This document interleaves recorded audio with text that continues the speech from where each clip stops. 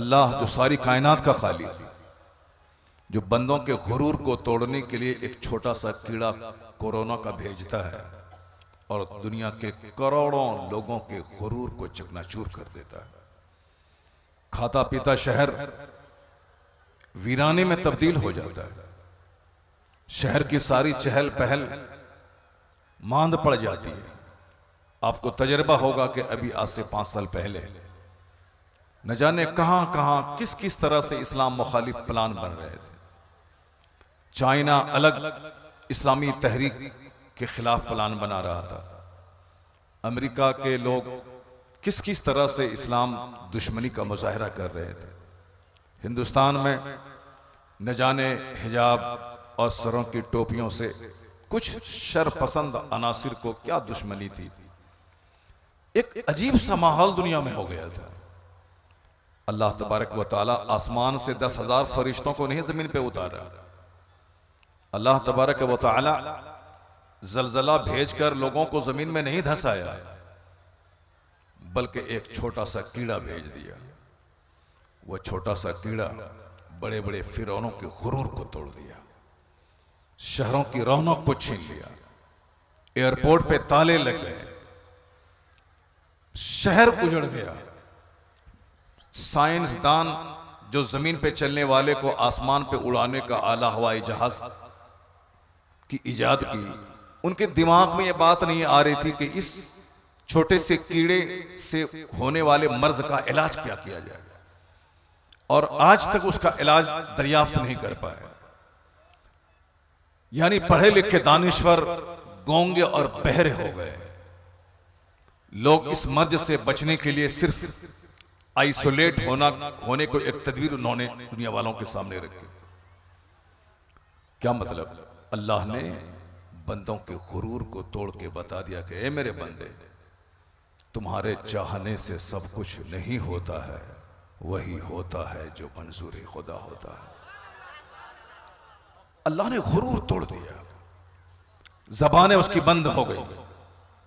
इसलिए वही खुदा जो वक्फे वक्फे से अजाब नाजिल करके लोगों को बताता है कि तुम मेरे पैदा किए हुए हो, तुम खुद से नहीं पैदा हुए हो और तुम्हारी पैदाइश बड़ी कमजोर है।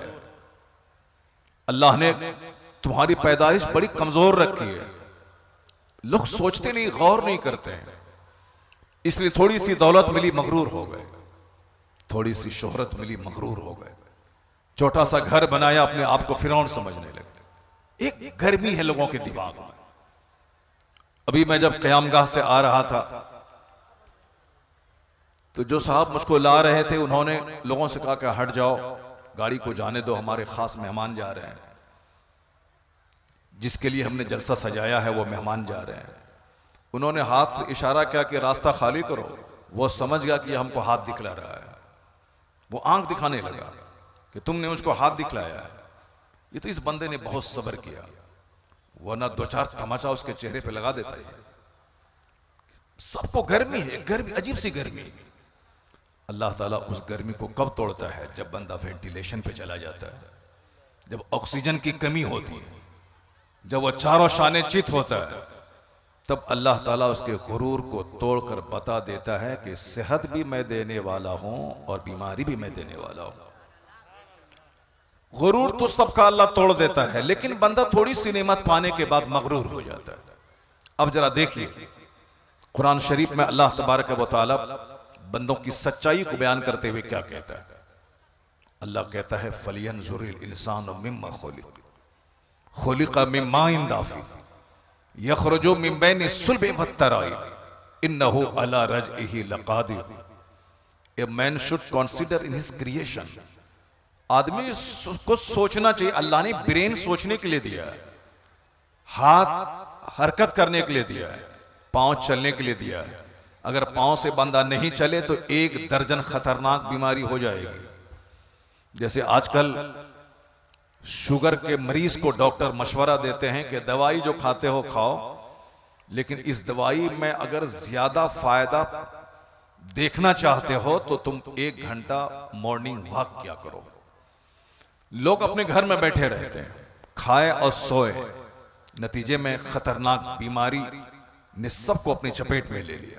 105 केजी के लोग हो गए। ये पांव अल्लाह ने हरकत के लिए दिया है। लोगों ने इस पांव को हरकत देना छोड़ दिया तो अब 1 दर्जन बीमारी का सामना कर रहे हैं।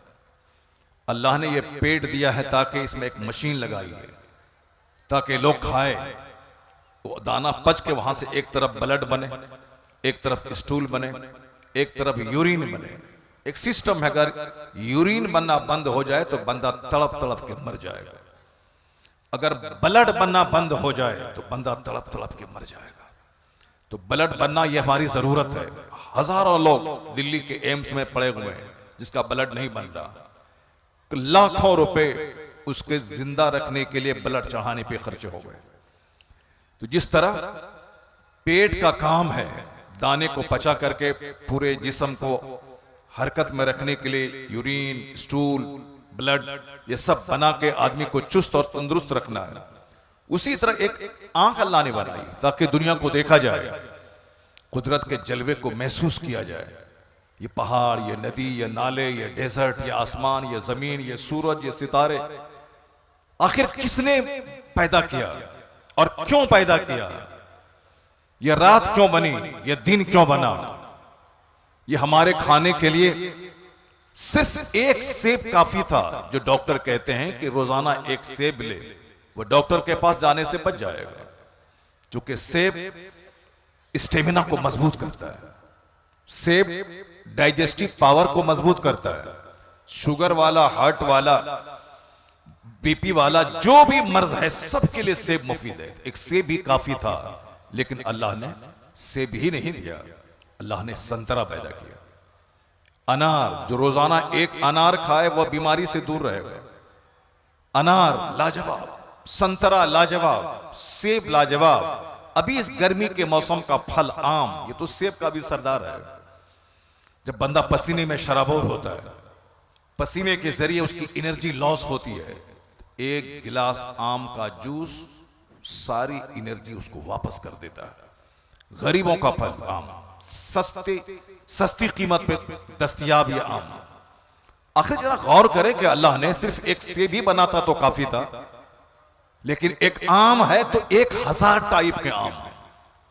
नेपाल में एक अलग आम मिल रहा है, बंबई में अल्फांसो अलग है साहब, बिहार में एक लेंगड़ा और मालदा आम अलग है, अमेरिका में जाए वहां का आम अलग है। आम एक है मगर डिफरेंट टाइप का, सेब एक फल है मगर डिफरेंट टाइप का, अनार एक है मगर दर्जनों टाइप का, दाल सिर्फ दाल है, दाल ही काफी है सेहतमंद रहने के लिए। 6 महीने से मेरा तजर्बा है। दाल एक जबरदस्त ताकत पहुंचाने का जरिया है, लेकिन दाल भी हजारों टाइप की साहब। मसूर की दाल, चने की दाल, अरहर की दाल। अब मसूर की दाल है तो वो भी दर्जनों टाइप की दाल, अरहर की दाल है तो वो भी दर्जनों टाइप की दाल। कभी गौर किया? बस गुटखा खाया, थूक फेंका, हुल्लड़बाजी किया, दूसरों की शादी ब्याह में नाचा कूदा, गाया, सो गया, उठ गया, मर गया, बस यही जिंदगी है।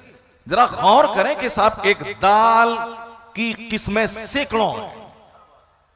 गौर करें कि साहब सेब, शिमला वाला सेब, कश्मीर वाला सेब, इंडोनेशिया वाला सेब, चाइनीज सेब, साहब इंडियन सेब, आप खाएं सेब, हजारों प्रकार का सेब। आलू, उसके भी डिफरेंट आए, तो एक आलू ही काफी था मगर सीजनल सब्जी अलग, और साहब साल भर खाने वाली सब्जी अलग, फ्रूट सीजनल अलग, ड्राई फ्रूट अलग। तन्हाई में बैठ के गौर कीजिए कि इलाही तूने ये पिस्ता, ये अंगूर, ये सेब, ये केला, ये जामुन, ये अमरूद, ये पपीता, जो एक लाजवाब फल है, जिसका मैदा कमजोर हो, डाइजेस्टिव सिस्टम कमजोर हो, पपीता रोजाना खाए। शुगर का मरीज रोजाना अमरूद का इस्तेमाल करे।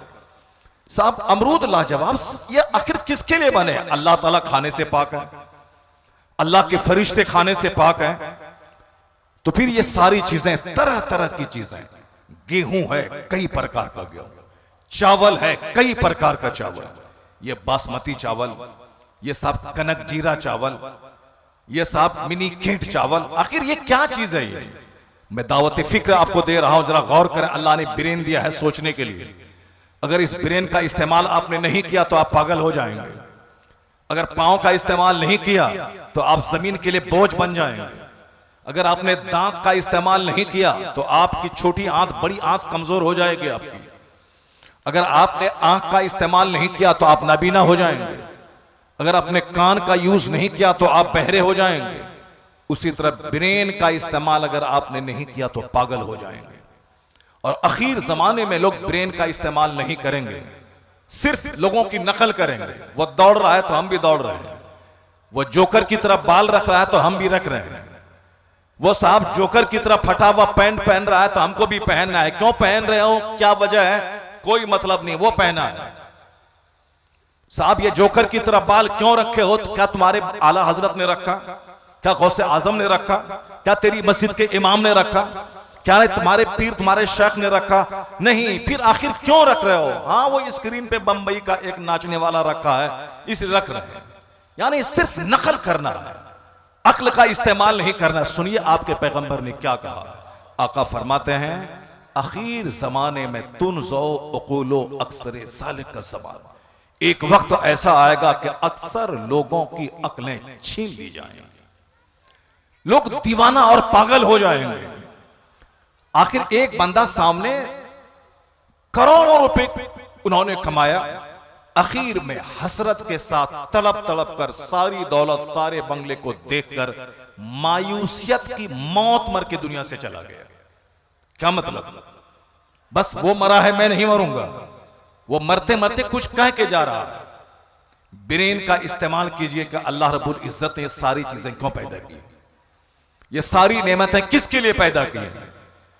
ये तमाम चीजें जो जमीन पर फैली हुई हैं अनाज की शक्ल में और फल फ्रूट्स की शक्ल में, आखिर ये सारी चीजें हजरत जनाबे इंसान के लिए ही तो हैं, हमारे लिए, कि ताकि मैं खाऊं और जिंदा रहूं, ताकि मैं संतरा खाऊं और मैं चुस्त और तंदुरुस्त रहूं, अनार खाऊं मैं बीमारी से दूर रहूं। ये सारी चीजें हमारे लिए हैं। अल्लाह का फरिश्ता खाने से पाक है, वो खाना वो नहीं खाता खाना, अल्लाह रब्बुल इज्जत खाने से पाक है। जब आप तन्हाई में बैठकर गौर करेंगे कि सारी नेमतें, व इन तउद्दू निअमतल्लाहि ला तुहसूहा, तुम अगर गिनना चाहोगे तो अल्लाह की नेमतों को शुमार नहीं कर पाओगे।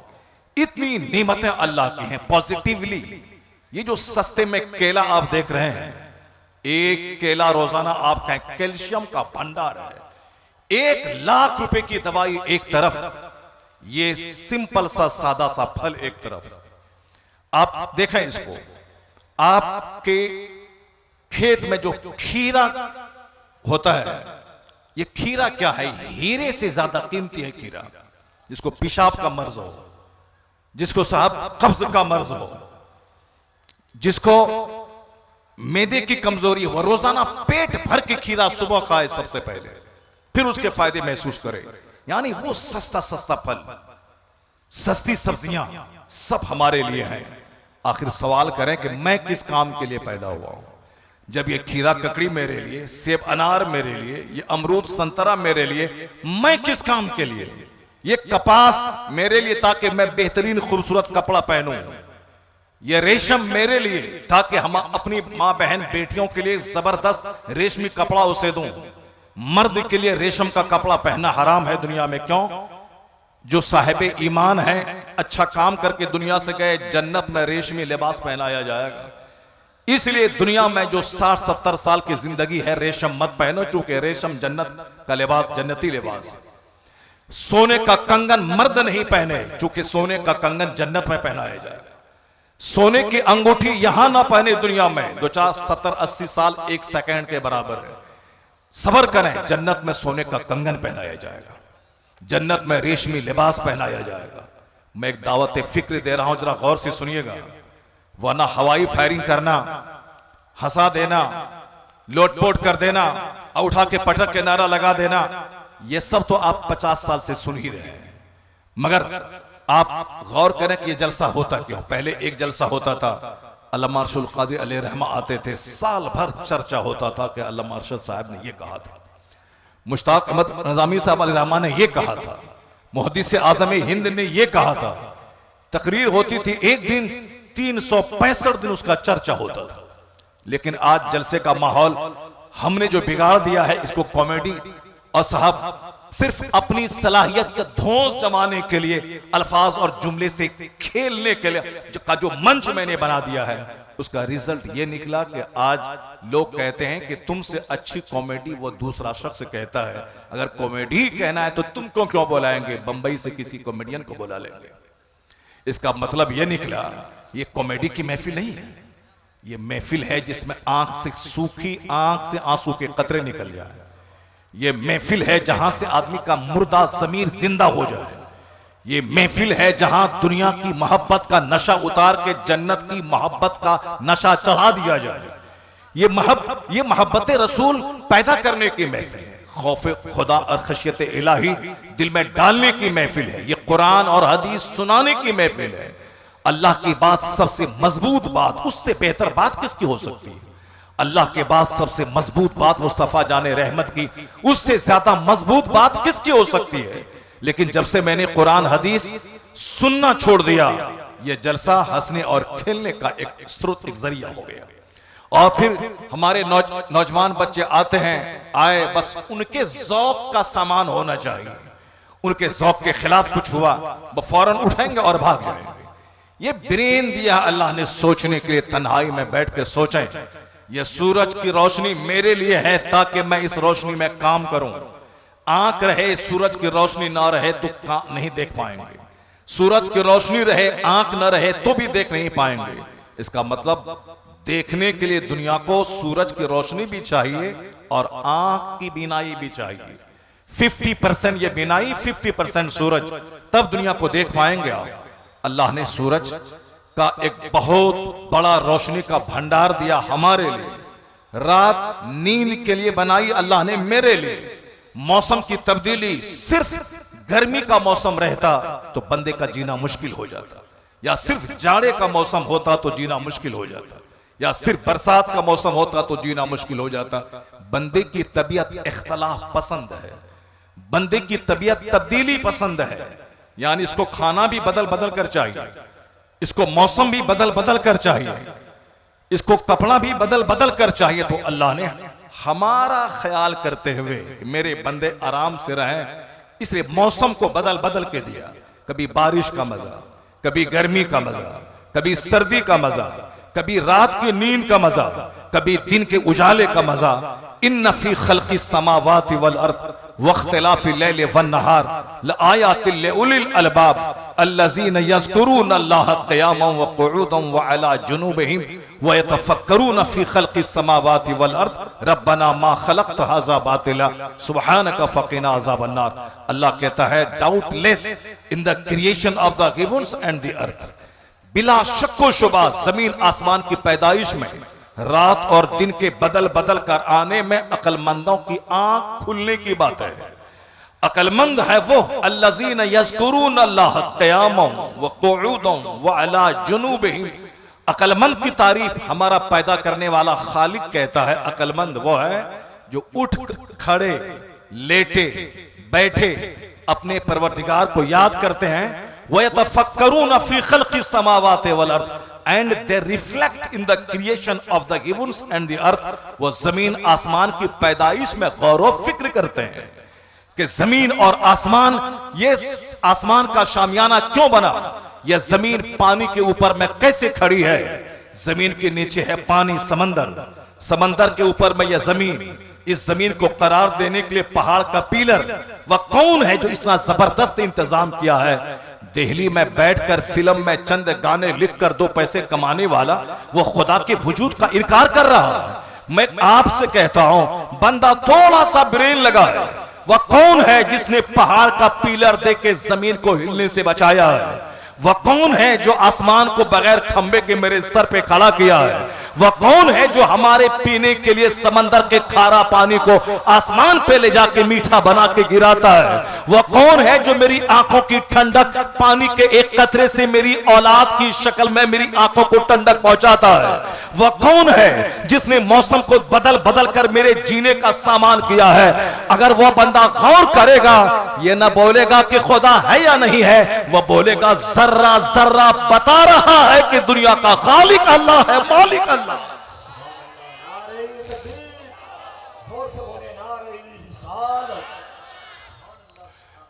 मैं कहना चाहता हूं ब्रेन अल्लाह ने दिया है सोचने के लिए, इस दिमाग का इस्तेमाल करें, इस दिमाग से काम लें। जिस वक्त आप सोचेंगे ये सारी नेमतें हमारे लिए हैं, मैं किस काम के लिए पैदा हुआ हूं, एक आवाज अंदर से आएगी, नेमतें सारी तुम्हारे लिए, तुम्हारी पेशानी का सजदा नेमत देने वाले खुदा के लिए।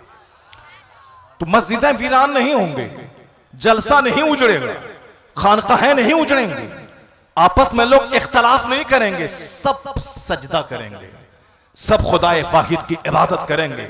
और जब इबादत करेंगे तो छोटी छोटी बातों की तरफ ध्यान ही नहीं जाएगा। जो नमाज नहीं पढ़ेंगे वही बोलेंगे कि मेरे पीर का चेहरा खूबसूरत है और तुम्हारे पीर का चेहरा काला है, इसलिए मेरा पीर तेरे पीर से बेहतर है। वरना जो खालिक की मारिफत का नूर हासिल कर लेगा वो तो बंदों के चेहरे में खुदा की कुदरत के जलवे को महसूस करेगा, इसको नफरत का इशू नहीं बनाएगा। वो तो जिस चीज पे नजर डालेगा वहां से खुदा का खौफ उसके दिल में पैदा हो जाएगा। जो असली मैटर पे ध्यान नहीं देगा कि मैं खुदा की इबादत के लिए पैदा हुआ हूं, वही छोटी छोटी बातों में उलझ करके अपनी सारी एनर्जी को लॉस करता नजर आएगा। आज दुनिया में इख्तलाफ की दीवार है, हर गांव में इख्तलाफ, हर मोहल्ले में इख्तलाफ, सिर्फ इसीलिए कि लोग ब्रेन का इस्तेमाल नहीं करते, अक्ल का इस्तेमाल ही नहीं कर रहे हैं। अक्ल का इस्तेमाल करें तो लड़ने की इबादत से फुर्सत नहीं मिलेगी कि वो लड़ाई झगड़ा करें।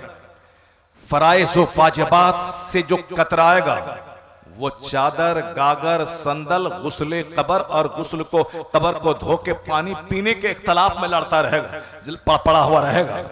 जो नमाज नहीं पढ़ेगा वही चादर और गागर लेके आपस में लड़ाइयां करेगा कि मेरा जुलूस पहले जाएगा, तुम्हारा जुलूस बाद में जाएगा। जो फराइज़ व वाजिबात की अदायगी नहीं करेगा वही मुहर्रम के अखाड़े के लिए जंग करेगा। जबकि खुदा की कसम अगर कोई जिंदगी भर मुहर्रम का जुलूस नहीं निकाला तो कयामत के दिन अल्लाह सवाल नहीं करेगा कि तुमने मुहर्रम का जुलूस क्यों नहीं निकाला। अल्लाह की कसम अगर किसी ने अपने पीरो मुर्शिद के मजार पे अगर झूमर नहीं लगाया, कयामत के दिन खुदा सवाल नहीं करेगा कि तुमने अपने मुर्शिद की कब्र पे झूमर क्यों नहीं लगाया। अल्लाह की कसम अगर तुमने अपने पीरो मुर्शिद के मजार पे अगर छत नहीं डाला, कयामत के दिन ये सवाल ही नहीं होगा कि तुमने अपने पीर साहब की कब्र के ऊपर में छत क्यों नहीं बनाया। ये सवाल नहीं होगा। अगर कोई सारी जिंदगी 11वीं की फातिहा नहीं दिलाई, ये सवाल नहीं होगा कि तुमने 11वीं की फातिहा क्यों नहीं दिलाई। अगर कोई सारी जिंदगी बगदाद मोहल्ला नहीं गया, अल्लाह की कसम ये सवाल नहीं होगा कि तुम बगदाद क्यों नहीं गए। अलबत्ता हज नहीं किया, इस्तिताअत के बावजूद ये सवाल होगा कि तुमने हज क्यों नहीं किया। ये सवाल होगा।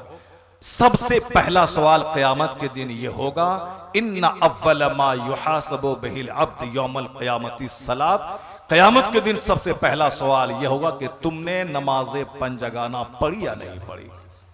सबसे बड़ा फर्ज, हज से भी बड़ा फर्ज नमाज है, रोजे से भी बड़ा फर्ज नमाज है, ज़कात से भी बड़ा फर्ज नमाज है। नमाज के बारे में क़यामत के दिन सबसे पहला सवाल होगा, जिसके बारे में पहला सवाल होगा। कोई तबसरा नहीं कर रहा, कोई डिबेट नहीं कर रहा, कोई बात नहीं कर रहा। अगर कोई सर पे अमामा नहीं पहने, यह सवाल ना होगा अमामा पहनना फर्ज नहीं है। यह सवाल नहीं होगा कि तुमने पगड़ी क्यों नहीं पहनी। नंगे सर भी कोई नमाज पढ़े, नमाज हो जाएगी।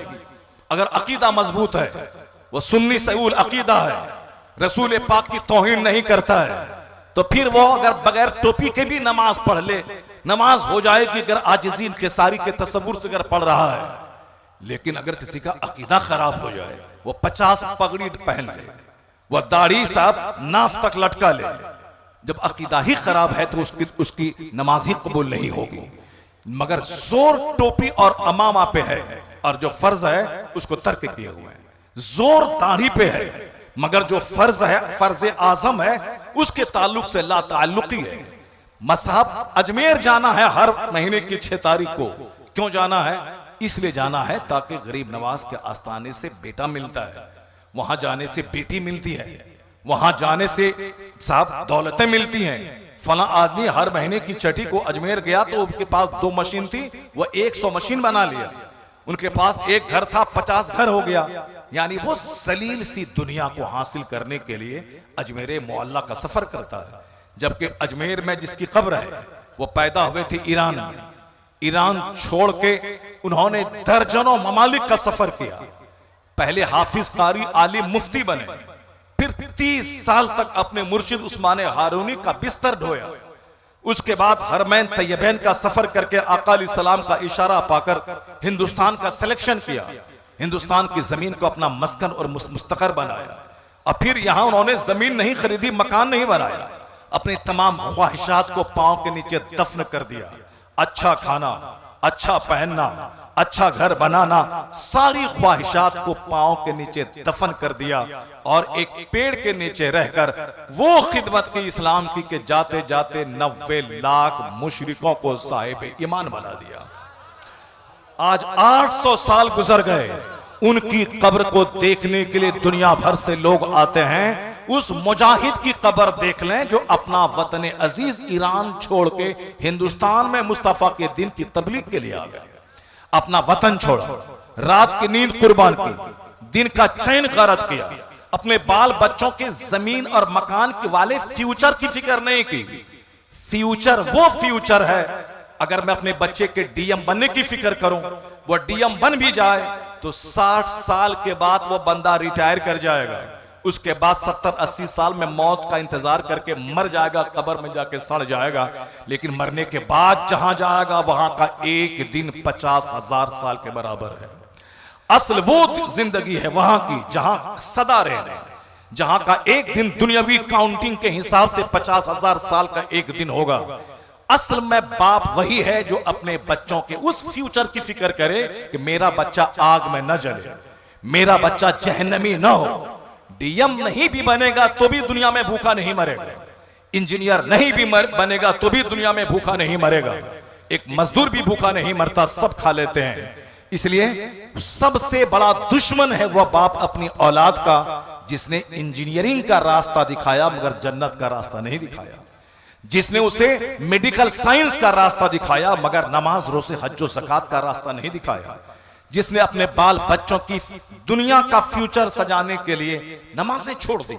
रमजान में साफ कायदे से उन्होंने जी भर के तिलावत नहीं की, उन्होंने रमजान के रोजे तक छोड़ डाला, जुमा की नमाज तर्क किया ताकि बाल बच्चों को छोटा सा घर बना के दे दें, बाल बच्चों को छोटी सी जमीन खरीद के दे दें ताकि मेरे मरने के बाद मेरे बच्चे दूसरों के सामने भीख नहीं मांगे, मैं चाहे जहन्नम ही में जाके जल जाऊं, 50,000 साल तक जहन्नम में जलूं मगर मेरा बच्चा चैन से खाए।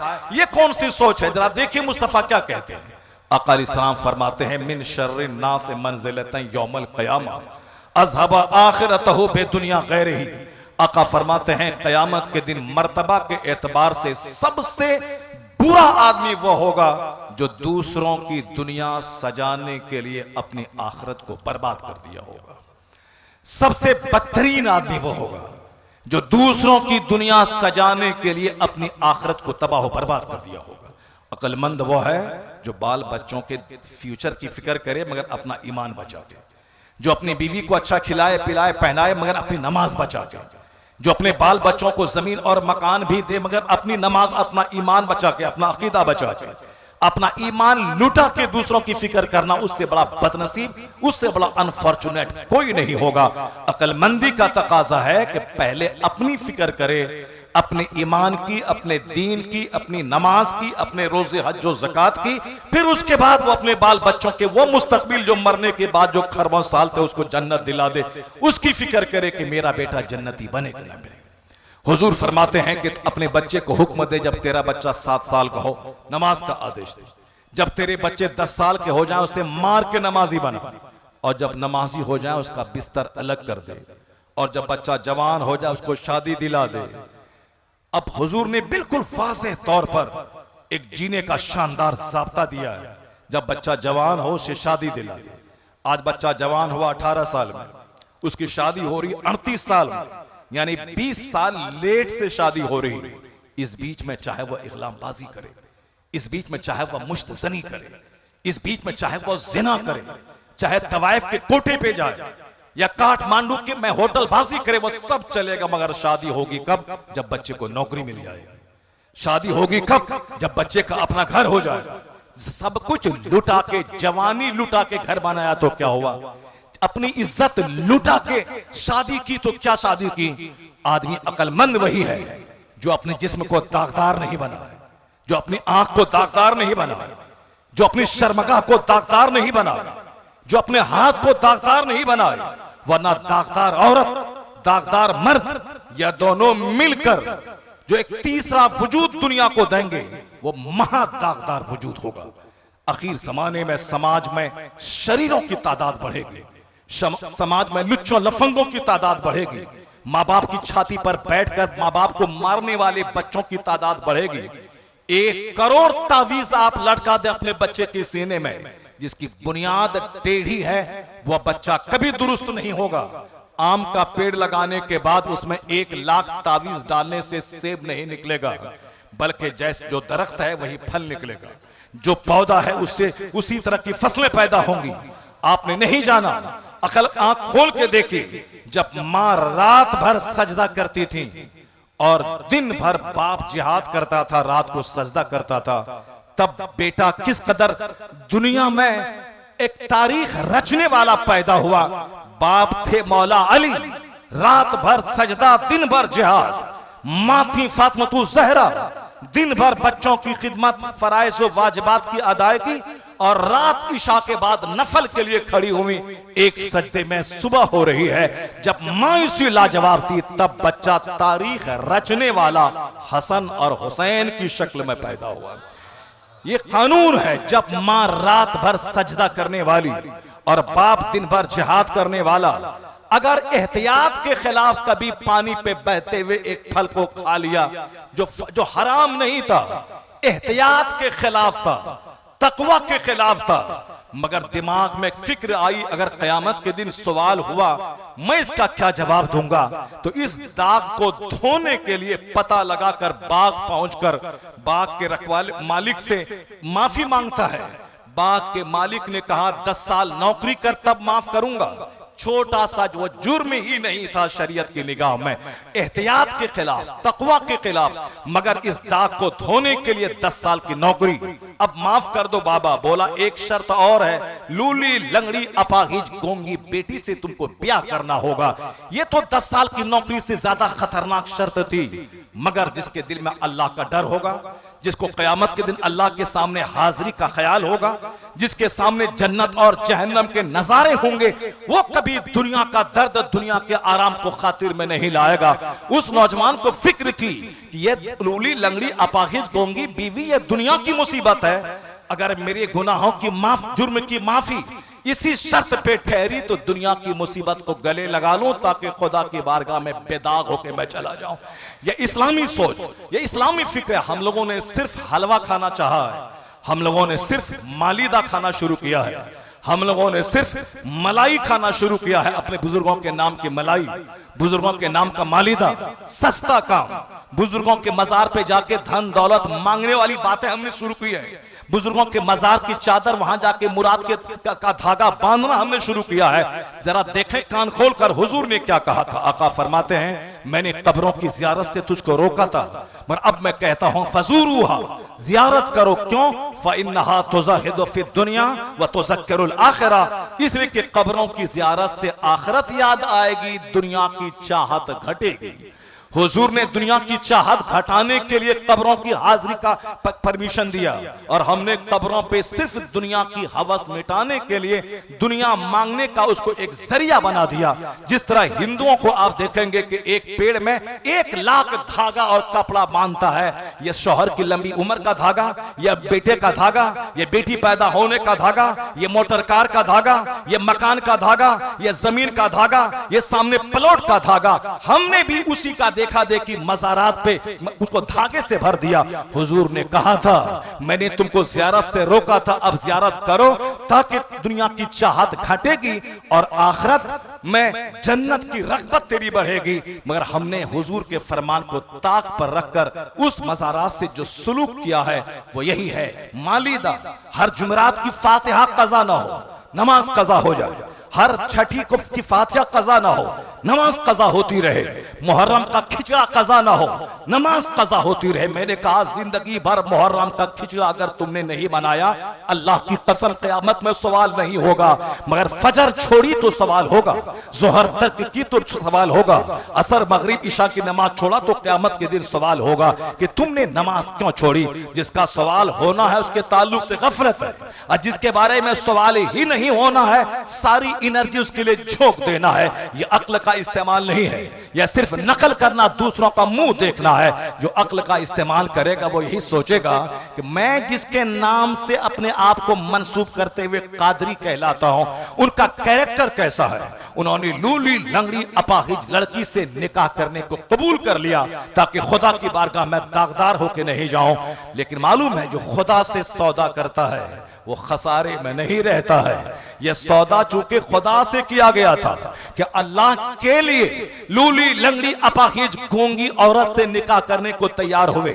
जो खुदा से सौदा करता है वो खसारे में नहीं रहता।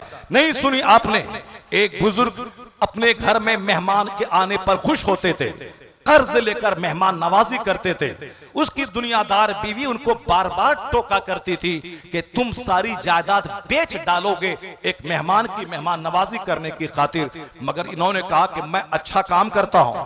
मेहमान नवाजी पैगंबर खलीलुल्लाह की सुन्नत है, मेहमान नवाजी पैगंबर आज़म अलैहिस्सलाम की सुन्नत है। इब्राहिम अलैहिस्सलाम उस वक्त तक खाना नहीं खाते थे, एक एक किलोमीटर दूर तक जाना पड़े मगर मेहमान को ढूंढ के लाते थे। हमारे पैगंबर आज़म अलैहिस्सलाम की मेहमान नवाजी जग जाहिर है कि आका अलैहिस्सलाम के दस्तरखान पे हमेशा मेहमान रहते थे। मगर तुम मुझे इतने बड़े शरफ से रोकती है, तुम मेरे निकाह में रहने के काबिल नहीं है। उन्होंने कर्ज लेकर मेहर की रकम का इंतजाम किया और अपनी बीवी को तलाक दे दिया। जवान खूबसूरत बीवी को तलाक देना कितना मुश्किल काम है, लेकिन जिसको मुस्तफा से मोहब्बत हो, जिसको जन्नत से मोहब्बत हो, उसके लिए कोई मुश्किल नहीं है। जिसको जन्नत आखिरत से मोहब्बत ना हो वह खूबसूरत बीवी के तलवे भी चाटता है, उसके पांव भी दबाता है, उसको कहता है कि तुम सोई रहो, चाय बना के मैं लाता हूं।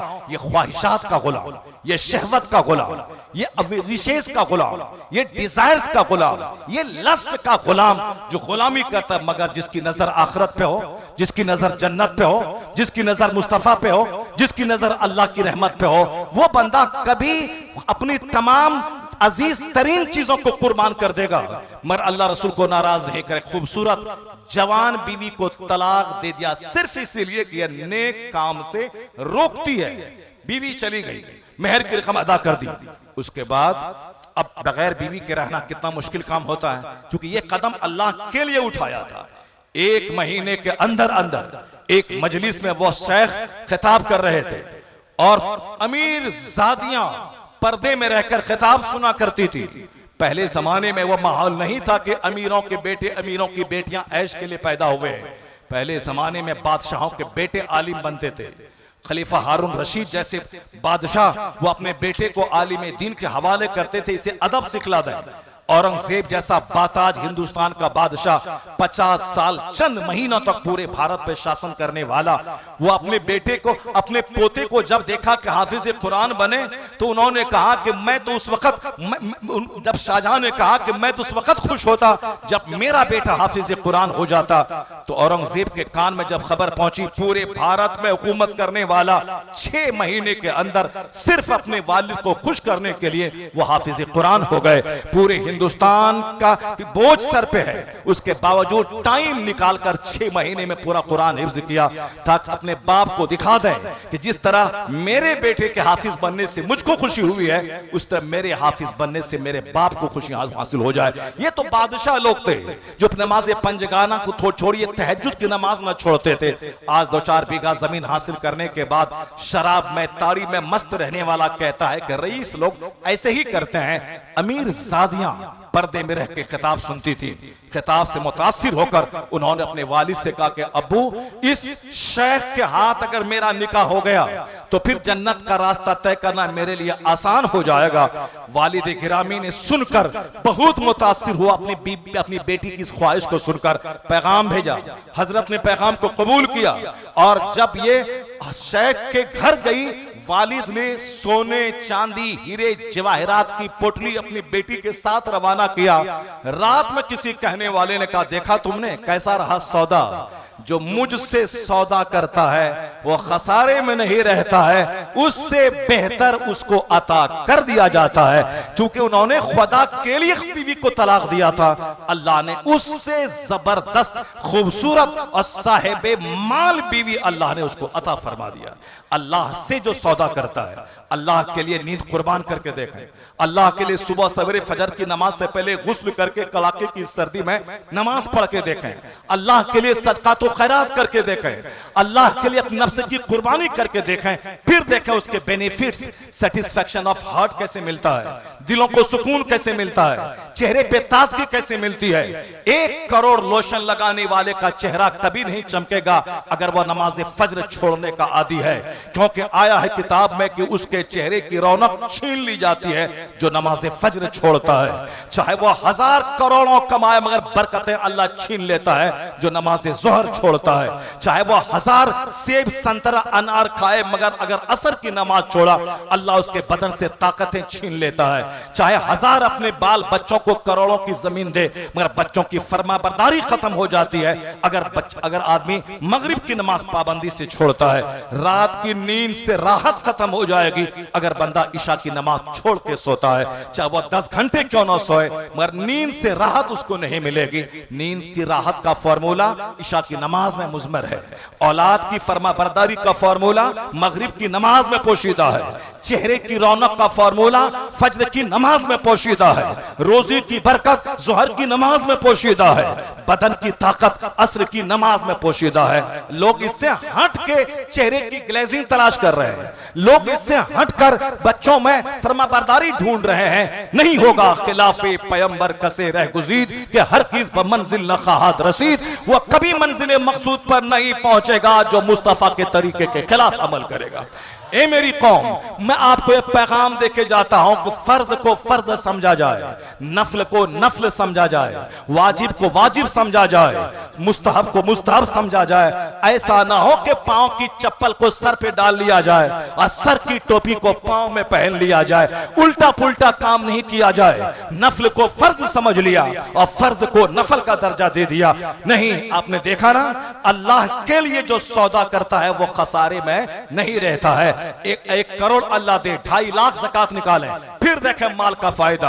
अल्लाह 1 लाख दे, 2500 ज़कात निकालें, फिर देखें माल की बरकतें। और सीने में जो फरहत और सुरूर अल्लाह की तरफ से इजाफी तौर पर मिलेगा वो अलग है। माल खर्च करने से दिल का मैल भी दूर होता है और माल का मैल भी दूर होता है, और जो माल को दांत से पकड़ के रखता है उसका दिल भी गंदा, उसका जमीर भी गंदा, उसकी सोच भी गंदी, उसका माल भी गंदा। इसलिए अल्लाह से ये भीख मांगे, अल्लाह से ये ना कहे कि कोई आए सऊदी अरब से मैं उसके दरवाजे पे जाके अपनी बेटी का चंदा मैं मांगू बेटी की शादी का।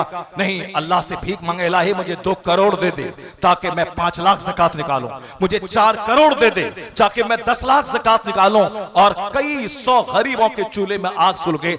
जैसी नीयत होगी अल्लाह उसी हिसाब से नवाजेगा।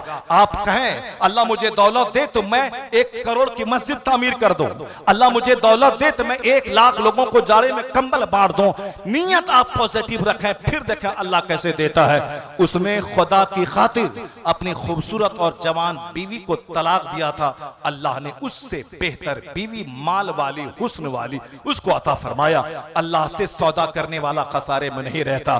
चूंकि उस नौजवान ने लूली, लंगड़ी, अपाहिज, गोंगी औरत से निकाह अल्लाह के लिए किया था, अल्लाह ने हुस्नो जमाल की मुजस्समा बनाकर आखिरत में नहीं दुनिया ही में बेहतरीन बदला यह दिया कि हुस्नो जमाल की मुजस्समा वह खातून उसके निकाह में आई।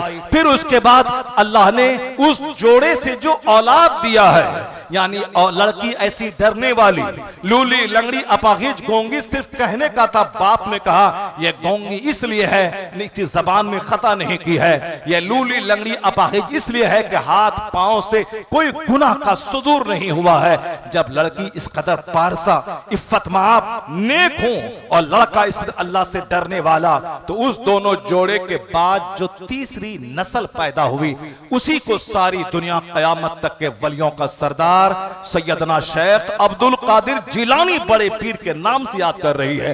आज मेरे बच्चे जोकर, मेरे बच्चे लोफर, मेरे बच्चे माँ बाप के नाफरमान, मेरे बच्चे साहब फिल्मी एक्टर का गुलाम, मेरे बच्चे समाज में जलसा हो रहा है, उधर वह जोकर अपने घर की दालान पे बैठ के मोबाइल चला रहा है। ऐसे शरीर बच्चों से बेहतर था कि औलाद ही ना हो। जो बच्चे मजहब की कदर ना करें, जलसे की कदर ना करें, मस्जिद की कदर ना करें, खानका की कदर ना करें और साहब मदरसों की कदर नहीं करें, उन बच्चों से बे औलाद रहना बेहतर है। ये बच्चे मेरे जुर्म की सजा है, ये बच्चे मेरी बदअखलाकी की सजा है, ये मेरे बच्चे अल्लाह रब्बुल इज्जत की नाफरमानी की सजा के तौर पर ये बच्चे मुझको मिले हैं। वरना कुदरत का कानून है, जैसा दरख्त वैसा फल, जैसी जमीन वैसी फसल।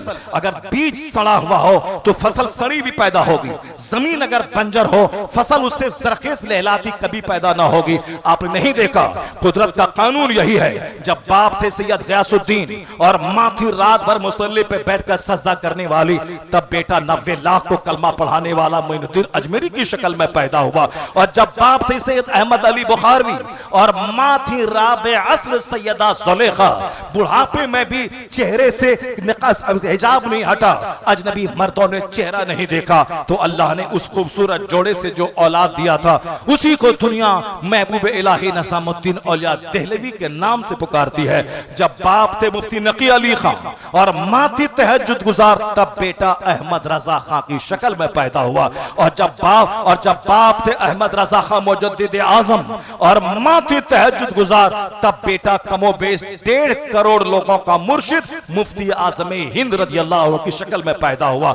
और जब दादा थे हुज्जतुल इस्लाम के मुशरिक देखे तो कलमा पढ़े, और नाना मुफ्ती आजम हिंद फासिक आए तो मुत्तकी बन जाए, और परदादा और परनाना आला हजरत जो करोड़ों मुसलमानों के दीन अकीदे का मुहाफिज शेखुल इस्लाम वल मुस्लिमीन, और बाप मुफस्सिर आजम हिंद जिनका इल्मे तफसीर मशहूर हो, 1 लाख मुरीदों की मौजूदगी में 1 रुपया मुरीदों के सामने हाथ न फैला, 1 रुपया के लिए हाथ नहीं फैलाने वाला, अपने वक्त का जाहिद, अपने वक्त का दुर्वेश, यानी बाप मुफस्सिर आज़म हिंद, माँ अपने जेवरात बेचकर मंजर इस्लाम के मुदर्रिसिन की तनख्वाह दिलाने वाली, नाना मुफ्ती आज़म हिंद और दादा हुज्जतुल इस्लाम, अब परनाना और परदादा आला हजरत फासले बरेलवी।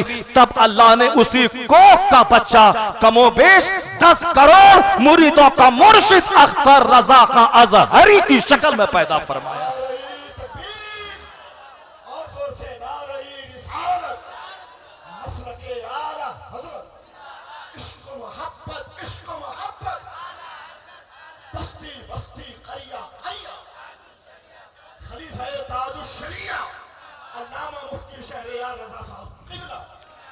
ए मेरी कौम,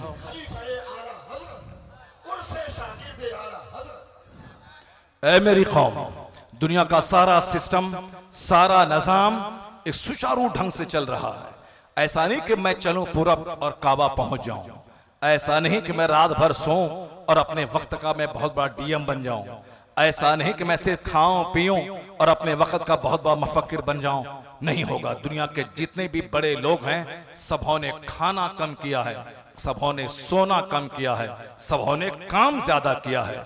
चाहे हिंदुस्तान के धीरू भाई अंबानी रहे, अमेरिका में नौकरी की, उन्होंने खूब मेहनतें की, तब वो आज हिंदुस्तान का सबसे बड़ा रईस, उनका बेटा मुकेश अंबानी आज सबसे बड़ा रईस बना हुआ है। बगैर मेहनत के कुछ नहीं आता है, न दुनिया मिलती है न आखिरत मिलती है। सिर्फ सोचने से, तमन्ना करने से नहीं होता है, बल्कि जिसको भी बड़ा बनना है कम खाना होगा, कम सोना होगा, कम बोलना होगा और अपने मकसद पे फोकस करना होगा। जो फालतू कामों में उलझ के रहता है वो खाएगा पिएगा मर जाएगा। जैसे लाखों लोग पैदा होते हैं, खाते पीते हैं, मर जाते हैं, जानवर भी खाते पीते हैं, मर जाते हैं। वो दुनिया के जितने बड़े लोग हैं वो जिंदगी के हर दिन को आखिरी दिन समझता है और उस दिन में वो उसका सही इस्तेमाल करना चाहता है। रोजाना सूरज उगता है और जो सूरज उग गया आज का दिन दोबारा फिर क़यामत तक लौट के नहीं आएगा। इसलिए जिंदगी का हर दिन कीमती है, जिंदगी का हर लम्हा कीमती है, जिंदगी का हर मिनट कीमती है। आज एलन मस्क दुनिया का सबसे बड़ा मालदार है, मगर आज उसको देखे उस वक्त तक वह नाश्ता नहीं खाता है जब तक कि वह 100 पेज की किताब नहीं पढ़ लेता। दुनिया का सबसे बड़ा मालदार, उसको पढ़ने की क्या जरूरत है, मगर वह जानता है कि जब तक बंदा किताबों का मुताला ना करे या किसी पढ़े हुए आदमी की सोहबत बना रहे, उसका दिल मरने लगता है, उसका दिमाग गफलत का शिकार हो जाता है। साल में एक दिन 1 घंटे का खिताब सुनने से क्या होगा? जो आलिम 3 दिन किताबों का मुताला छोड़ दें, उसका दिल मरने लगता है, उसका दिल सख्त होने लगता है, वह भी आम दुनियादारों की तरह सोचने लगता है। जो 3 दिन किताबों का मुताला छोड़ दे, जो 20 साल मदरसे में पढ़ा है, जो कभी नहीं पढ़ा है, कभी नहीं पढ़े हुओं की सोहबत में रहता है, उसके दिल के मरने का आलम क्या होगा? क्या कहा गया हदीस में? कुन आलिमन और मुतअल्लिमन और मुस्तमिअन और मुहिब्बन फला तकुनिल खामिस फतहलिक।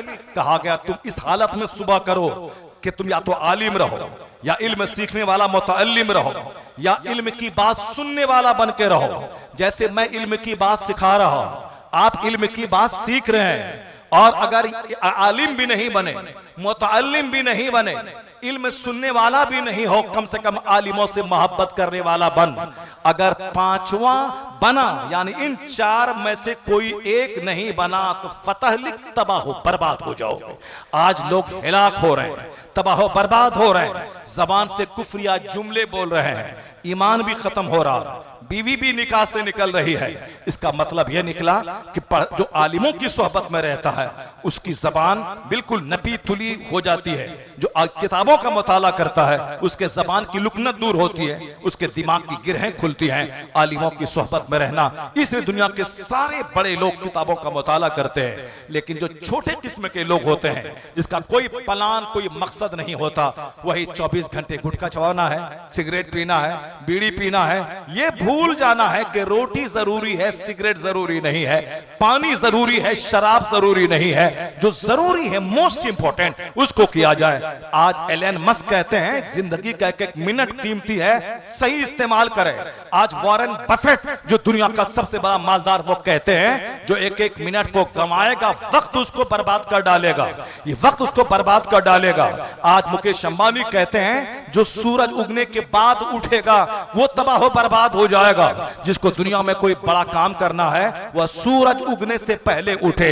ये दुनिया के लोग कहते हैं कि सूरज के निकलने के बाद तुम ना निकलो, तुम उठ के सूरज को जगाओ। सारी दुनिया आज कहती है, जितने भी मोटिवेशनल स्पीकर है, सब कहते हैं बड़ा बनना है दुनिया में, बड़ा बिजनेसमैन, बड़ा काश्तकार, बहुत बड़ा मफक्किर, बहुत बड़ा लैंडलॉर्ड, बहुत बड़ा कैपिटलिस्ट। तो सबसे पहले उठो ताकि ज्यादा टाइम मिले काम करने का।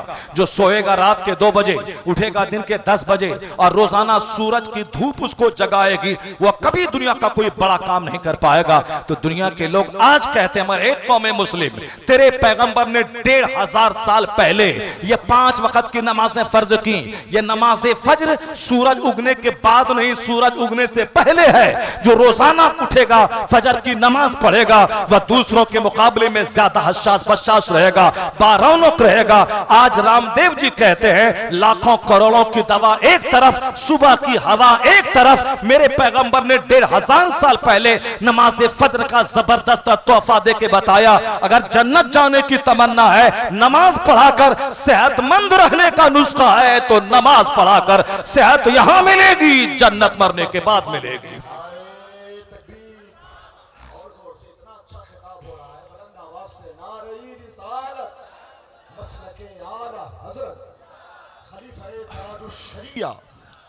उस हदीस पाक को गौर से सुने, अपने घर की दीवार में लिख के रखें। अक़ल इस्लाम कहते हैं, इग़्तनिम खमसन क़ब्ल खमसिन, 5 चीजों को 5 चीज से पहले गनीमत समझ ले। 5 चीज को 5 चीज से पहले गनीमत समझ ले। कभी तो अपने घर की दीवारों में कुछ लिख के रखें, ताकि रोजाना उठें तो उस पर नजर पड़े, उससे स्पिरिट मिले, उससे मोटिवेशन मिले, उससे तहरीक मिले। हुजूर फरमाते हैं कि 5 चीज को 5 चीज से पहले गनीमत समझ ले। नंबर 1, शबाब का क़ब्ल हरमिक, अपनी जवानी को कमर तोड़ बुढ़ापे से पहले गनीमत समझ ले। जवानी के बाद जो बुढ़ापा आता है, उस बुढ़ापे में चाह करके भी तुम हरकत नहीं कर पाओगे, चाह करके भी तुम ठीक से सजदा नहीं कर पाओगे। इसलिए जवानी मिली है, इस जवानी को खूब सही इस्तेमाल करें दुनिया कमाने के लिए, ताकि बुढ़ापे में इलाज कराने के लिए कुछ पैसे बचे रहें, बाल बच्चे मोहताज और भिखारी ना रहें, पैसा अल्लाह दे तो फजूल खर्ची में खर्च ना करें। शादी ब्याह दो आदमी की मौजूदगी में निकाह हो सकता है, उसके लिए 2 करोड़ खर्च करने की क्या हाजत है।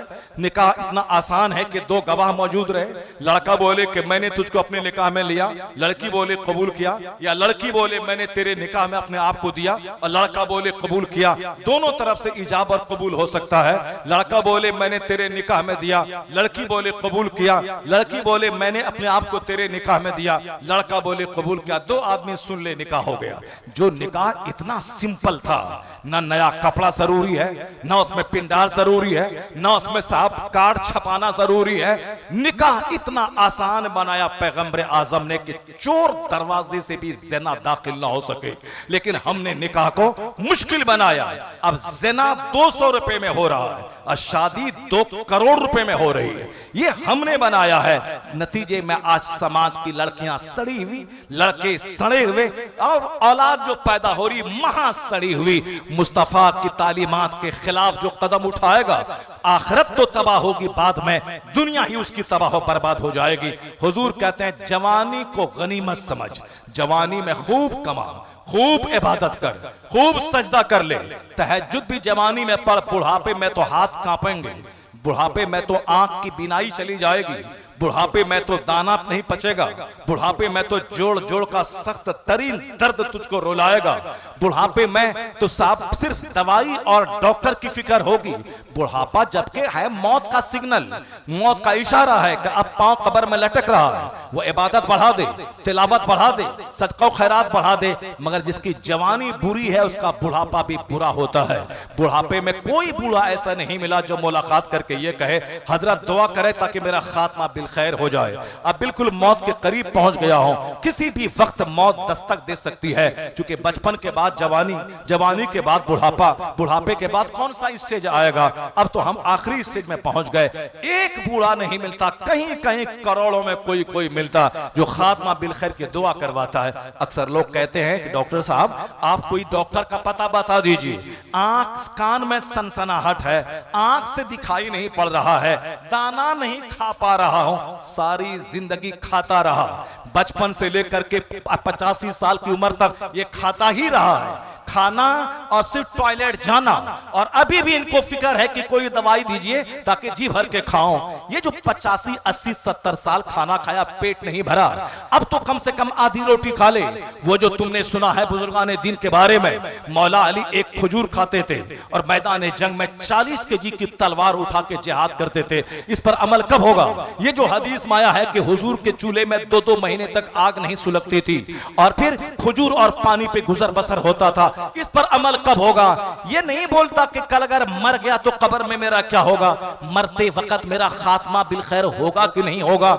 मरते वक्त तो शैतान माँ बाप की शक्ल में आकर के आदमी को बहकाता है कि मैं तुम्हारा बाप हूं, मैं मरने के बाद मैं जहन्नम में चला जाता, मगर मैंने क्रिश्चियनिटी कबूल कर लिया, तुम मेरा बेटा है, मैं तुमको दुहाई देता हूं, प्यार की दुहाई, तुम क्रिश्चियन बन जाओ क्योंकि मरने के बाद क्रिश्चियन जन्नत में है। इस तरह खतरनाक हमला शैतान करता है, मां की शक्ल में आकर, बाप की शक्ल में आकर, जो सारी जिंदगी गुटखा चबाता रहा, आलिमों को गाली देता रहा, जलसा जुलूस से भागता रहा, सिर्फ कव्वाली सुनता रहा, उसका क्या हश्र होगा मरते वक्त जब शैतान मां की शक्ल में आ जाएगा। उस हमले से बचने का एक ही तरीका है कि बंदा आलिमों की सोहबत में रहे, दीनी किताबें पढ़े। जब इस तरह की बात हो तो लाहौल की तलवार से शैतान को ज़बह करे और कलमा पढ़े और खात्मा उसका खात्मा बिल खैर हो जाएगा। उस खतरनाक घड़ी में जो ईमान बचाने में कामयाब हुआ, ही बिकम सक्सेसफुल, वही कामयाब हो गया। जरा गौर से सुनिए आका क्या फरमाते हैं, जवानी को बुढ़ापे से पहले गनीमत समझ ले। जवानी क्रीम पीरियड है, जवानी ही में सब कुछ करना है, बुढ़ापे में तो तुम परेशान हो जाओगे। इसलिए जवानी में इतनी नफल इबादत कर ले, बुढ़ापे में फर्ज भी अदा कर लो तो भी काम चलेगा। अगर नफल नहीं पढ़ पाओगे या जवानी की नेकी कम कंपनसेट हो जाएगी। बुढ़ापे में हर वक्त मौत की फिक्र, हर वक्त आखिरत की फिक्र, हर वक्त जन्नत की फिक्र। लेकिन नहीं, जवानी जिसकी खराब है वो बुढ़ापे में दवाई की फिक्र, डॉक्टर के बदलने की फिक्र, ऑपरेशन की फिक्र, इस डॉक्टर के पास जाने की फिक्र, उस फिजिशियन की फिक्र, उस सर्जन की फिक्र, उस डॉक्टर के बदलने की फिक्र। इसी डॉक्टर के पास आते जाते चक्कर आता है, अब बुढ़ा मरा और अब काम से चला गया। बुढ़ापे में मौत को ज्यादा याद करना चाहिए। बुढ़ापे में दवाई की फिक्र नहीं बल्कि खात्मा बिल खैर की फिक्र करना चाहिए कि मरने के बाद तो कोई कलमा नहीं पढ़ पाऊंगा, जब तक सांस चल रही है कम से कम जी भर के कलमा पढ़ लो, जी भर के तिलावत कर लो, जी भर के दुरूद पढ़ लो, जी भर के दूसरों से दुआ करवा लो। तो बुढ़ापे का पीरियड आखिरत की तैयारी का पीरियड है। मगर जिसकी जवानी खराब है उसका बुढ़ापा भी खराब होगा। हुजूर कहते हैं बुढ़ापे से पहले जवानी को गनीमत समझ ले। नंबर 2, आका फरमाते हैं कि हयात का कबला मौतिक, यानी अपनी इस जिंदगी को मौत से पहले गनीमत समझ ले। मरने के बाद तुम्हारा बाल बच्चा क्या करेगा कोई नहीं जानता। और आजकल बाल बच्चे भी तीजा 40वां सिर्फ अपनी इज्जत बचाने के लिए करते हैं और माँ बाप की मोहब्बत में नहीं करते हैं। वो कहते हैं अगर मैं नहीं करूंगा तो समाज वाला क्या बोलेगा, रिश्तेदार क्या बोलेंगे। उसको अपनी इज्जत बचाने की फिक्र है, इसीलिए 50-100 बच्चे मदरसे से बुलवा लिया और साहब दारोगा और पुलिस वाले और मुखिया समिति, सांसद, वार्ड काउंसलर सबको दावत दिया। तीजा और 40वां इसाले सवाब का मौका है, उसमें मुखिया जी की क्या जरूरत है, उसमें दारोगा जी की क्या जरूरत है, उसमें साहब काउंसलर की क्या जरूरत है। लेकिन नहीं, वहां एक नियत काम करती है कि भले ही बाप के नाम का तीजा है लेकिन इन अफसरों को बोला कि मैंने बिरयानी खिला दिया तो फिर मैं किसी काम को लेके जाऊंगा, ये थानेदार पहले मेरा काम कर देगा। ये बाप जहन्नम में जल रहा है, बेटा को उसकी फिक्र नहीं है, मगर बाप की लाश पे राजनीति बेटा कर रहा है कि तीजा के नाम पे साहब वो अपने पॉलिटिकल कारोबार की दुकान चमकाने की फिक्र है। अक्सर बच्चे इसी तरह के होते हैं कि लोग क्या कहेंगे, नहीं करूंगा तो समाज क्या बोलेगा, तो फिर आपकी फिक्र कौन करेगा। इसलिए मरने से पहले इतनी खैरात कर दें, इतना सजदा कर ले, इतनी दुआ कर ले कि मरने के बाद बेटा चाहे दुआ करे ना करे, वो राजनीति करे तीजा के नाम पे, मगर आपका सजदा आपकी बख्शिश के लिए काफी हो जाए, आपकी नमाजें आपकी बख्शिश के लिए काफी हो जाए। आप इस कदर खैरात करके चले जाएं कि आपकी खैरात ही बख्शिश का जरिया बन जाए। आका फरमाते हैं अपनी जिंदगी को मौत से पहले गनीमत समझ ले, अपने जमाने को बुढ़ापे से पहले गनीमत समझ ले। तीसरी चीज आका फरमाते हैं सेहत का कबला सुकमिक, यानी अपने हेल्थ, अपनी तंदुरुस्ती को बीमारी से पहले गनीमत समझ ले। और आजकल खतरनाक बीमारियां आदमी को उठने नहीं देती। अभी ये 2 घंटा पहले मेरे मदरसे का एक टीचर जो साइंस टीचर है उसका फोन आया कि प्रिंसिपल साहब मैं कल इस मदरसा नहीं जाऊंगा। क्यों? अब मेरे चाचा का इंतकाल हो गया, अभी अटैक आया मर गया, अटैक आया मर गया। अभी हमारा एक पड़ोसी फजर की नमाज, इशा की नमाज आखिरी तरावी पढ़ के घर गया, ये कह के गया अपने इमाम साहब से। इमाम साहब ने बोला ये आखिरी तरावी खत्म हो गई, 30वीं तरावी खत्म हो गई, अल्लाह का शुक्र है। वो बोला ये मेरी जिंदगी की भी तरावी खत्म हो गई। अब वो घर गया, फजर की नमाज में आखिरी रोजे के लिए वो उठा सहरी खाने के लिए, अचानक अटैक आया मर गया। अटैक ये क्या चीज है? सडन डेथ, अचानक मौत। ये एक अजाब भी है और एक रहमत भी है। मगर आम लोगों लिए अजाब है कि सडन डेथ में कलमा पढ़ने की फुर्सत नहीं मिलती, सडन डेथ में वसीयत करने की फुर्सत नहीं मिलती, और सडन डेथ में अपने माल वगैरह के बारे में बाल बच्चों को समझाने की फुर्सत नहीं मिलती। ये अचानक मौत ये क़यामत की निशानी है। आखिर जमाने में जब देखना अचानक मौत होने लगे, आखिर जमाने में जब देखना फालिज का हमला यानी लोगों को लकवा की बीमारी आम होने लगे, तो आका फरमाते हैं समझ जाना कि अब क़यामत बिल्कुल करीब आ गई है, दुनिया के विनाश का दिन आ गया है। पहले 50 गांव में एक गांव से खबर आती थी कि फलां को फालिज मार दिया, लोग डर से बोलते नहीं थे लकवा, वो साहब फालिज भी नहीं बोलते थे, कोई दूसरा ही लफ्ज इस्तेमाल करते थे कि फलां आदमी को ऐसा हो गया, फलां आदमी को ऐसा हो गया। और आज हर गांव में 2, 4, 10, 20 केसेस। ये अलामत है कि अब दुनिया के विनाश का दिन करीब आ गया है। हुजूर ने कहा था आखिर जमाने में अचानक अरे वो तो भी मेरे पास आके बात कर रहा था, अचानक मर गया। बैठा था अचानक मर गया। अभी एक लड़का आज से 10 साल पहले कश्मीर में इलेक्शन था, बिहार के मास्टर टीचरों को वहां ले जाया जा रहा था, वो बोला मैं नहीं जाऊंगा। तो वहां ऊपर के पदाधिकारी ने कार्रवाई की कि साहब जो लोग कश्मीर इलेक्शन कराने नहीं गए उसको सस्पेंड किया जाता है। जैसे ही सस्पेंड की खबर सुनी कि तुमको सस्पेंड कर दिया गया, जहां बैठा था वही अचानक मर गया। उसी वक्त इतना सदमा से चूर हुआ, उसी जगह बैठे बैठे मर गया।